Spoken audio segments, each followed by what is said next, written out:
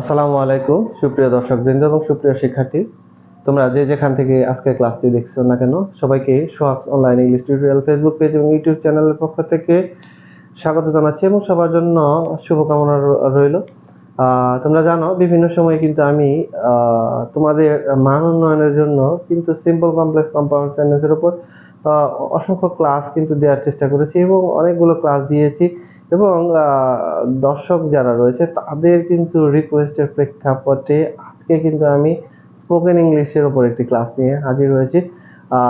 সুপ্রিয় দর্শকবৃন্দ, আপনারা জানেন যে আপনারা সবসময় স্পোকেনের উপর কিন্তু দক্ষতা বাড়াতে চান। সেই ক্ষেত্রে স্পোকেনের দক্ষতা কিভাবে বাড়ানো যায় সেক্ষেত্রে কিন্তু কিছু টেকনিক রয়েছে, শর্টকাট টেকনিক।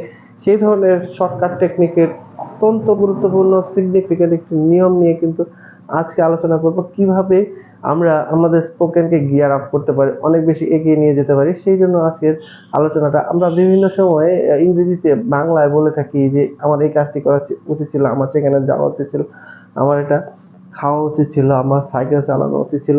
এই ধরনের যদি আমরা বাংলা বাক্যকে আমরা ইংরেজিতে করতে চাই এবং স্পোকেনের ক্ষেত্রে সেটিকে ব্যবহার করতে চাই, তাহলে কিন্তু আজকের ক্লাসটি তার জন্য। এবং যারা বিভিন্ন সময় বিভিন্ন প্রতিযোগিতামূলক পরীক্ষা, নিবন্ধন তথা প্রাইমারি তথা যারা নিজেদের স্মার্টনেস বাড়াতে চান তাদের জন্য কিন্তু আজকের ক্লাসটি অত্যন্ত গুরুত্বপূর্ণ। তাহলে দর্শকবৃন্দ, চলেন দেখি আমরা আলোচনার দিকে চলে যাই। যেমন কোনো কাজ করা উচিত ছিল এরূপ বোঝালে, কোনো কাজ করা উচিত ছিল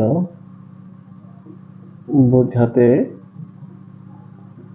কোনো কাজ করা উচিত ছিল বোঝাতে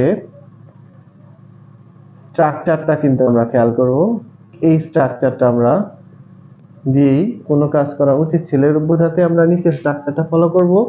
প্রথমে আমরা সাবজেক্ট বসাবো, should have, subject plus should have plus V3 plus extension. যেমন আমরা একটি উদাহরণ এখানে দিতেই পারি, যেমন আমার কাজটি করা উচিত ছিল, কাজটি করা উচিত ছিল।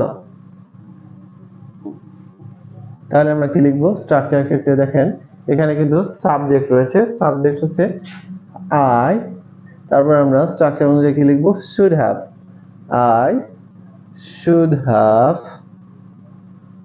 তারপর আমরা V3 লিখবো, কাজ করা, কাজ করা ইংরেজি আমরা জানি ডু, ডু এর পাস্ট পার্টিসিপল ফর্ম কি? Do did done. I should have done the work, I should have done the work, I should have done the work. তার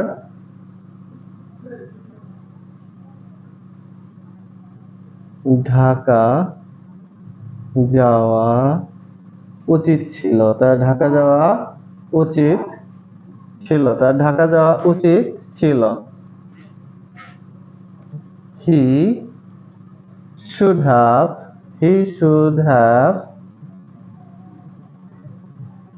go এর past participle এখানে হলো gone, he should have gone to Dhaka, he should have gone to Dhaka। তার অঙ্কটি করা উচিত ছিল, he should have done the sum। তার ফুটবল খেলা উচিত ছিল, he should have played football। সুপ্রিয় দর্শক এবং শিক্ষার্থীবৃন্দ, তোমরা নিশ্চয়ই বুঝতে পেরেছো আজকের ক্লাসটি কতটা গুরুত্বপূর্ণ। তোমরা অবশ্যই আজকের ক্লাসটি দেখে অবশ্যই তোমাদের বাড়িতে কিন্তু এই ধরনের আরো কিন্তু 20টি এক্সাম্পল কিন্তু তৈরি করার চেষ্টা করবে। যদি এই কাজটি তোমরা বাসায় করো তাহলে কিন্তু অবশ্যই এই স্পোকেন ইংলিশের উপর তোমাদের দক্ষতা কিন্তু আরো বেড়ে যাবে। Actually, I know you wanna develop your spoken English, you wanna gear up your fluency. If you wanna develop your fluency and if you do something like that, please follow Shohag Online English tutorial and don't forget to do that, and I hope your success. And that's all for today. Keep the best of luck. Assalamu alaikum.